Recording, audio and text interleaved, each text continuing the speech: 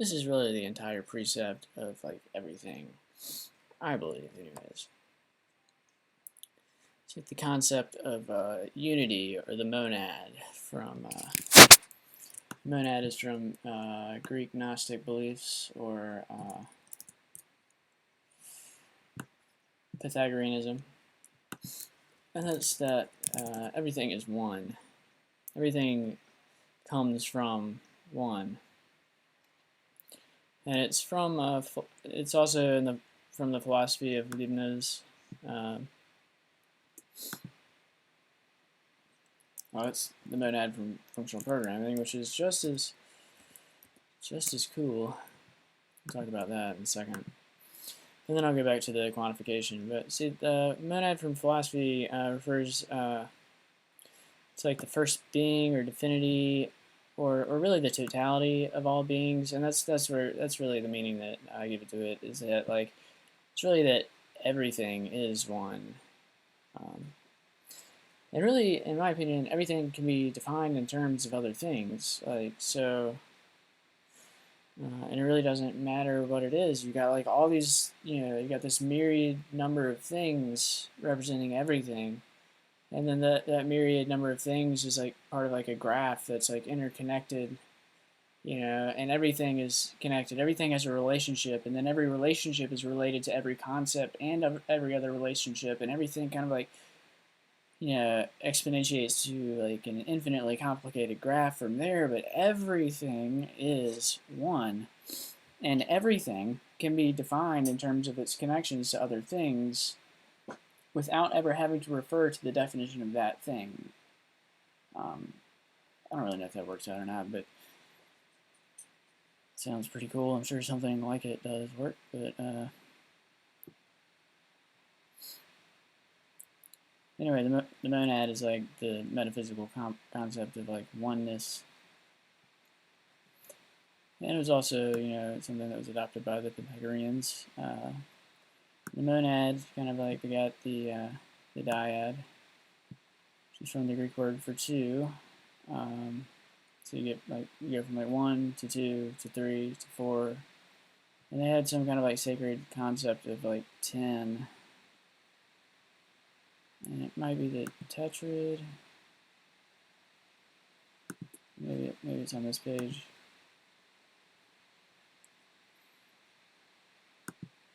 Yeah, the tetrasis, the tetris.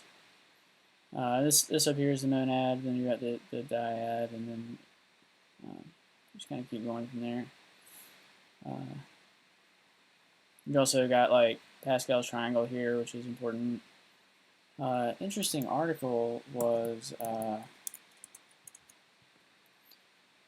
scroll through my Twitters to find this.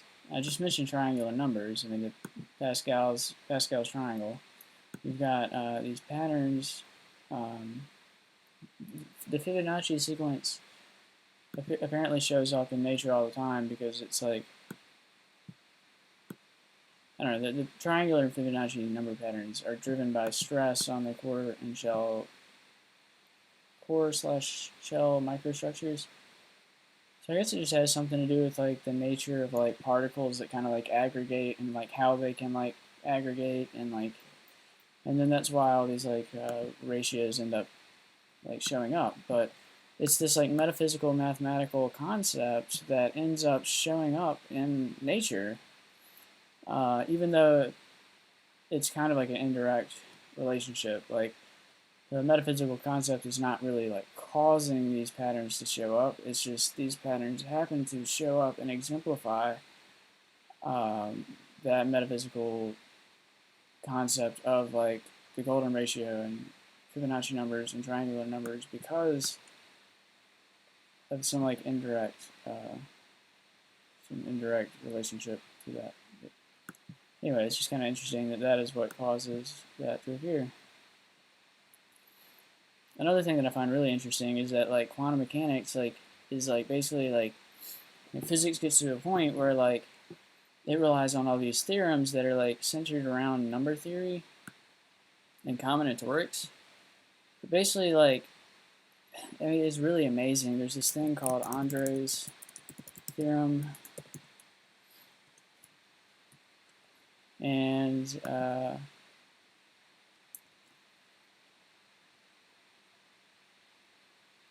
somewhere maybe.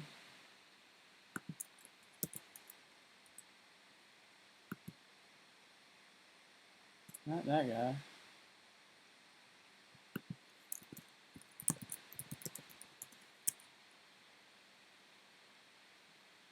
Oh my gosh.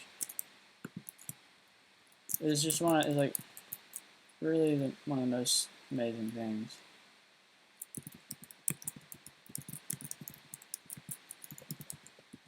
Like one of the most like stunning proofs in math, and then all of this stuff like emerges from it.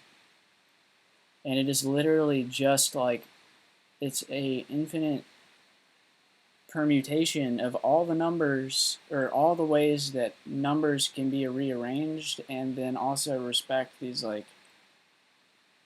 equalities, and it blows my mind, and I don't know why I can't find it. Annoying. Really?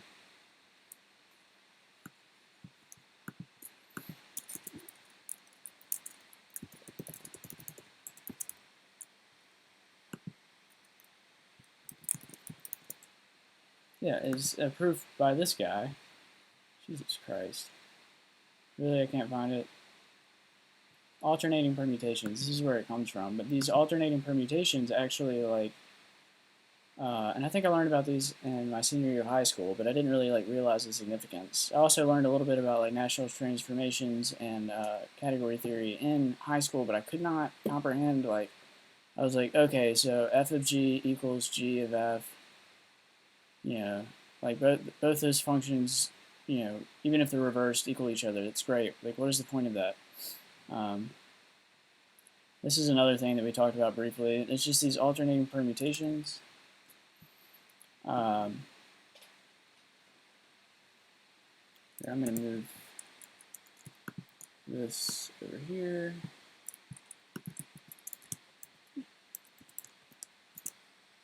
And then switch to the other screen, so it's a little bit bigger.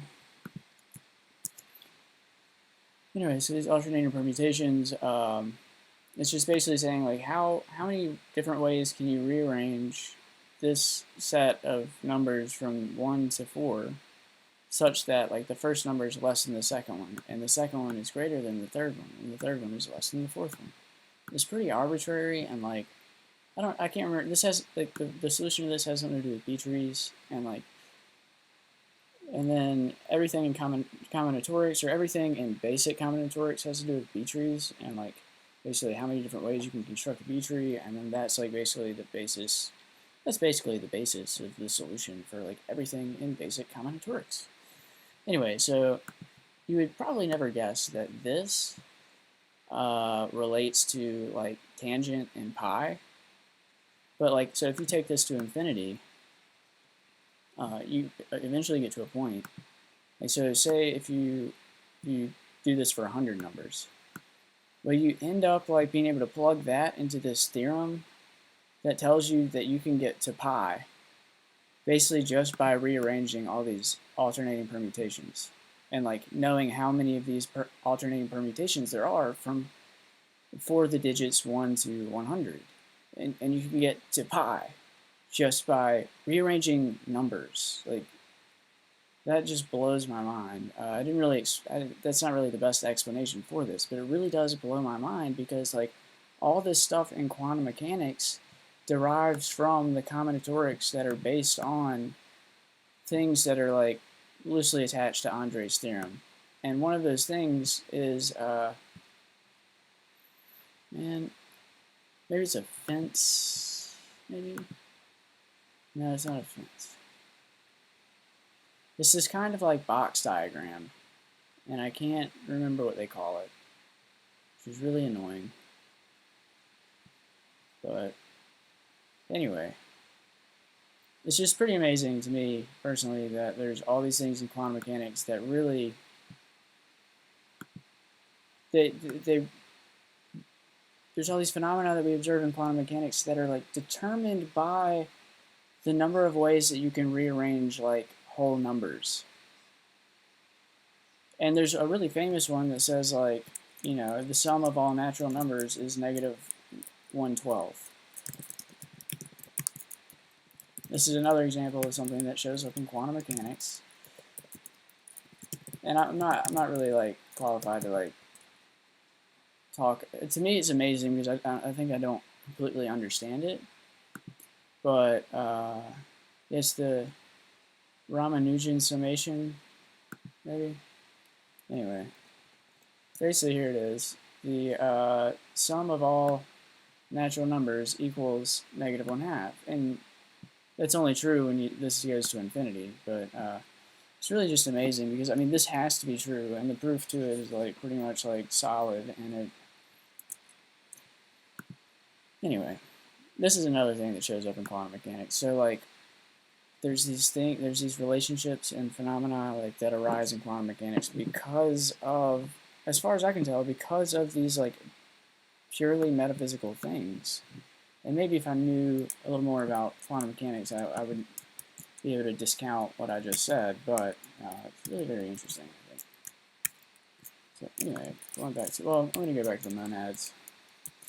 So, and I really feel like math like is like it exists kind of like separate from our universe, or it's like it's intangible, but it like the relationships defined in math like clearly appear all over the universe, and that like there are certain fundamental rules of math that cannot be changed no matter what you do, and so therefore they're like outside of time and outside of space, and like but yet at the same time they like drive everything, all the phenomena that occur in time and space. So it's kind of interesting. And some people would say that like, oh, the laws of physics change, like, you know, they changed in the like billionth of a second after the Big Bang. And I'm thinking like, yeah, they kind of changed, but it's more like some of the like higher level phenomena that arise from the laws of physics change because of the nature of the system, even though the laws themselves did not change. So, as far as I can tell, again, I don't really know all of that kind of math. So, but then you got like the monad and functional programming. It's really quite different, but it is very important in modeling any kind of behavior. Really really interesting to know a lot about how this stuff works. The more category theory you know, the better. There's this guy, his name is Ross Street, and he's like one of the premier category theorists of the late 20th century. He wrote like a lot of really good stuff. Yeah.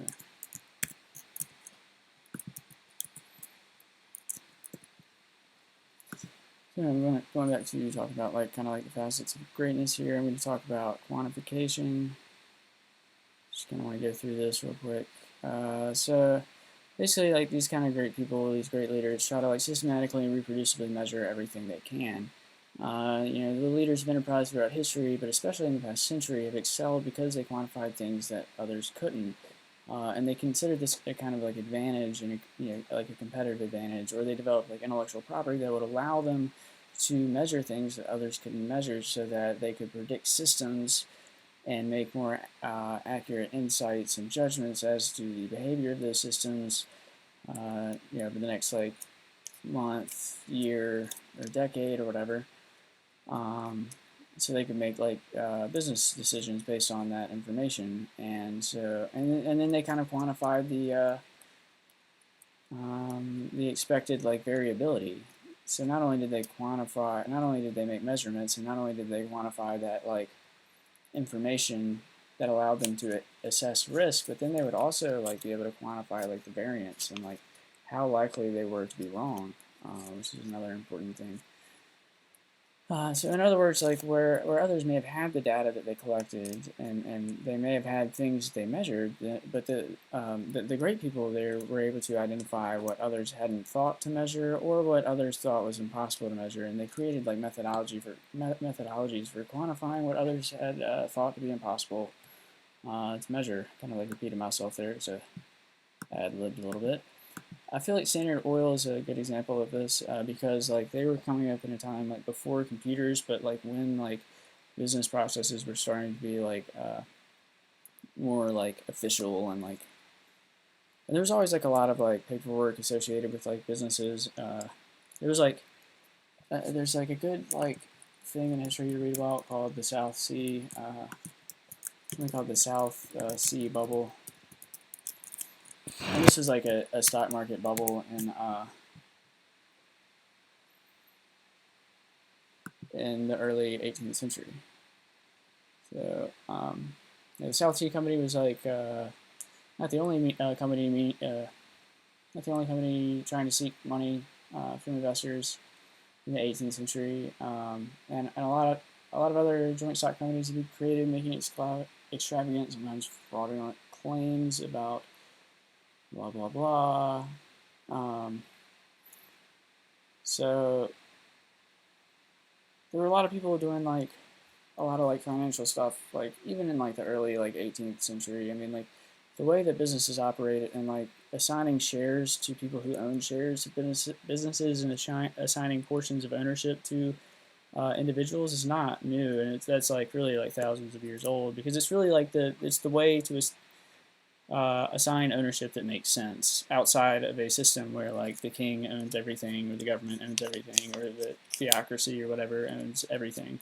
Outside of a system like that where you actually where private individuals are actually allowed to have property, like signing ownership in that way is like that's how it makes sense like that, or it makes sense. So like pretty much in any free society you're going to have like businesses and stuff like that, and those businesses are going to want to distribute ownership, and then you can trade based on like those portions of ownership. So you can like not only like trade with other businesses, not only trade in the products that those businesses sell, but you can also trade in the product of business itself by exchanging shares. And that's something where you need to like be able to measure. You need to be able to measure demand. You need to be able to quantify supply. If you have more information, or if you determine like what is going to happen, you can make a lot of money. And that's been going on for a long time. But like the more information that you have and the bigger information pipeline that you have, the better decisions that you can make about that. And so that's one phenomenon that people kind of like began to understand, was that like the more information that you had about these businesses and about their products or about demand, uh, the better decisions that you can make. Therefore, like greater information bandwidth or greater information processing would lead to like higher profits or like better understanding of like industry trends and yeah. But it was really difficult to have these kinds of thoughts back then because they were really uh, you know no one else was no one else was like really thinking about this stuff. So and because it conferred such a great advantage, it's more likely that the people who were kind of systemizing things in this manner in like the 15th or 16th or 17th or 18th centuries were probably not like too public about like how they actually made decisions like that, because that would end up conferring advantage to their competitors. So anyway, my point is it's like really interesting to think about like think back to like when it was like really challenging to collect information like that. How would you do it? How what kind of systems would you build to like determine demand and determine supply, and just how would you determine industry trends, especially when like the speed of communication was like so slow. But you could always just kind of assume that like the speed of information transfer was going to just continue growing and growing, especially like once you got to like the 19th century. It was pretty obvious like the systems that were in place were going to continue becoming more complicated, more connected, more efficient, cheaper, and faster. It's like it costs like at the end of the 15th century, it costs like how much gold to send Christopher Columbus across the ocean.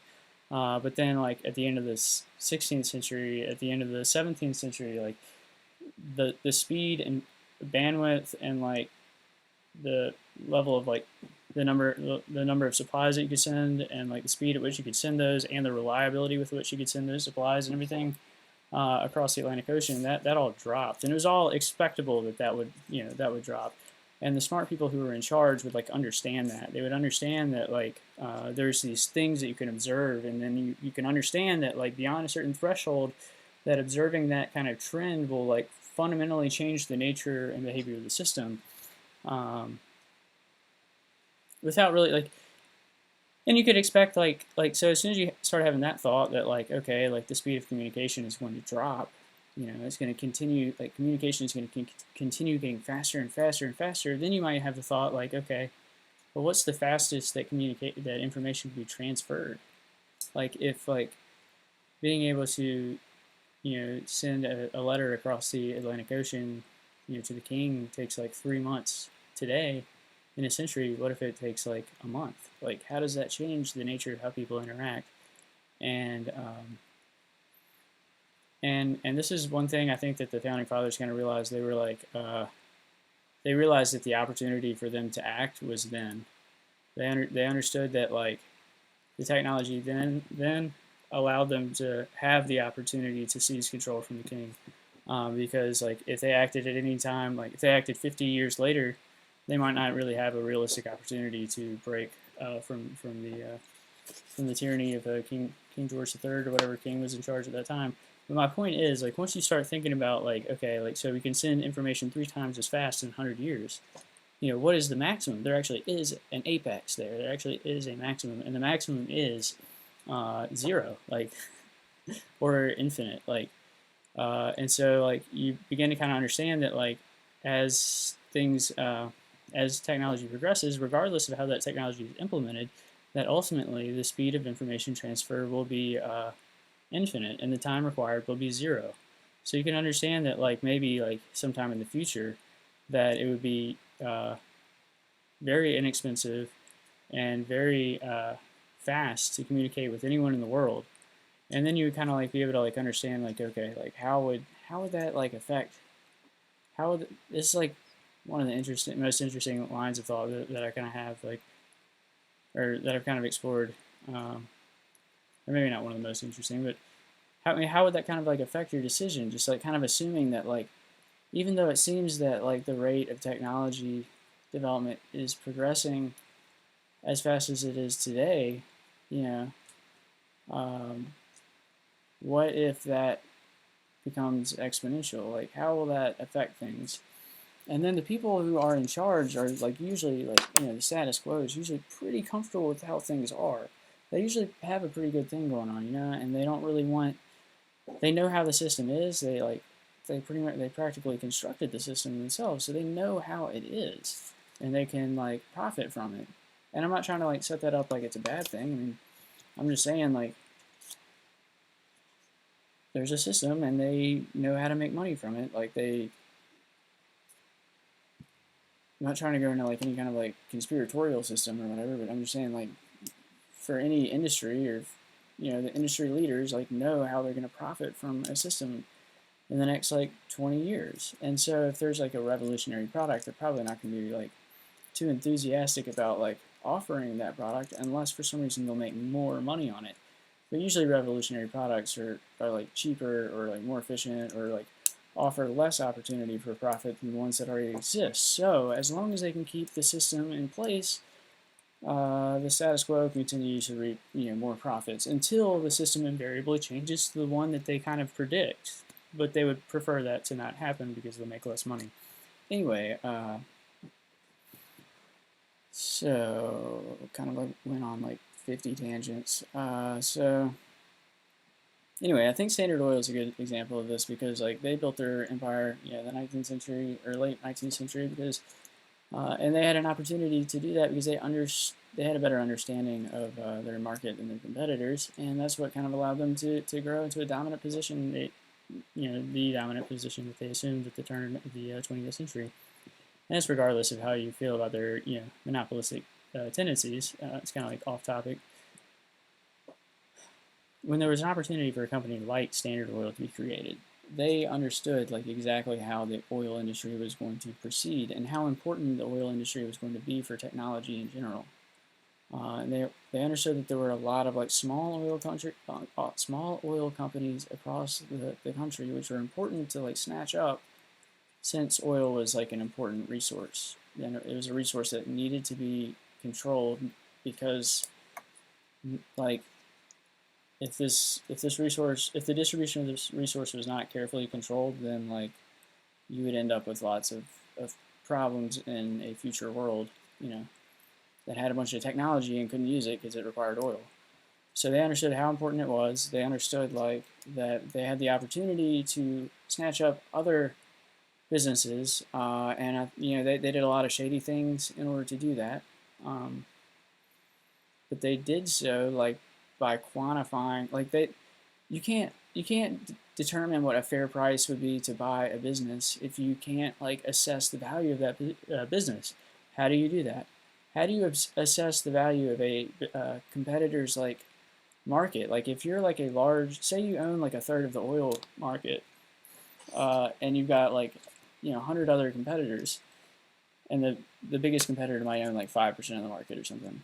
Uh, how do you how do you determine like what a fair price would be for all those other oil companies? Well, I mean, I guess you look at like, you try to like estimate the supply that they would control, and these companies, if they know you're going to try and buy them, or force them to get bought out, they're going to like try and like misrepresent themselves. They're probably going to try to artificially inflate their prices or whatever.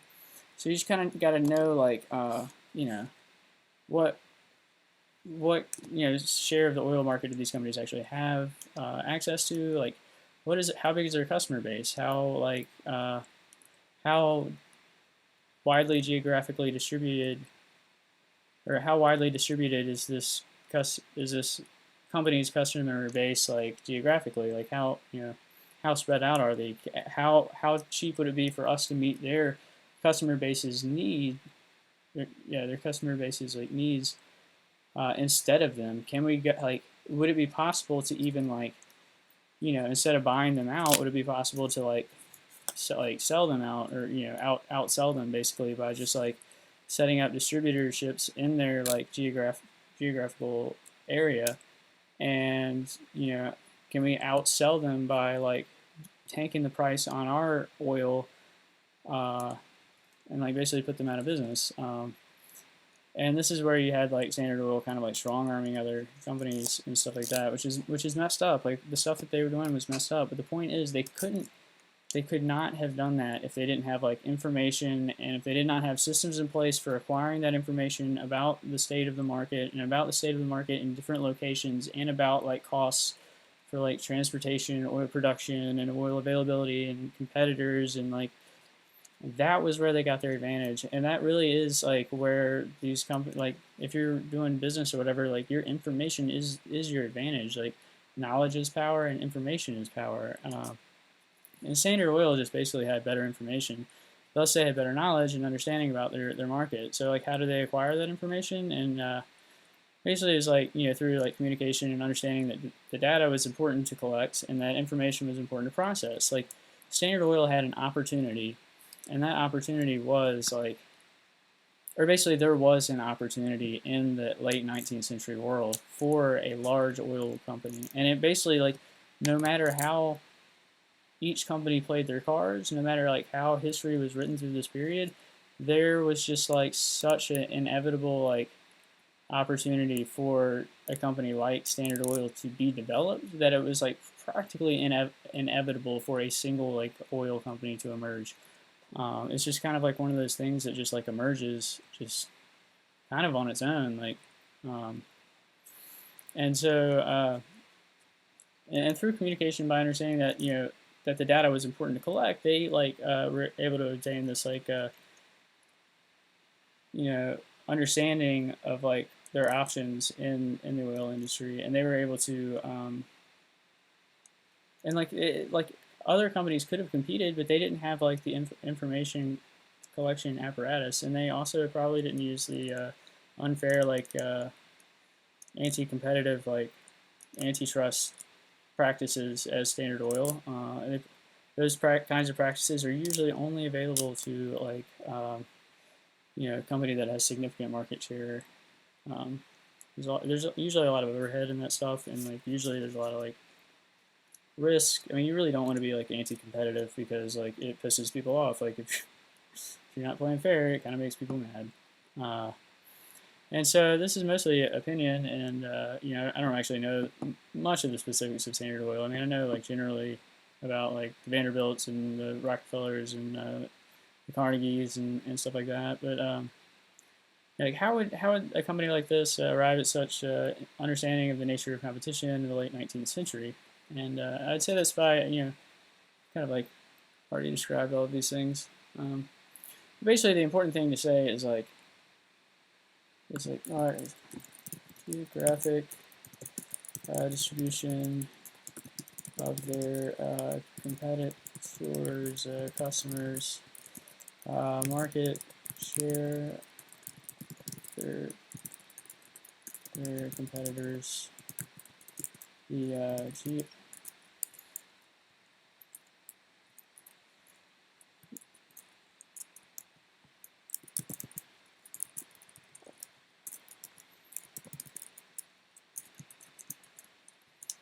um,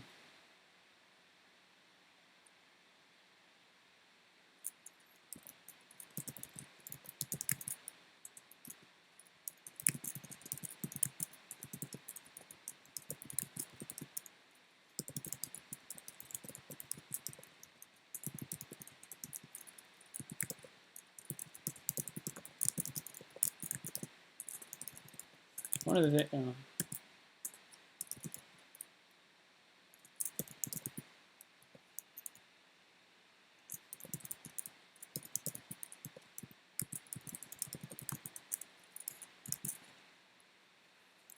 and basically the whole point of this like spiel is that if you can't measure something, then how can you say you know it? So knowledge is power, but if you can't quantify something like a process or a quality or like a product or if you can't quantify like information or whatever, especially like a process. If you can't quantify a process, then like how can you reliably reproduce it? And so strategy is useless if you don't know what the pieces are and how they fit together, or whether some piece of your strategy can be reliably executed when you need it.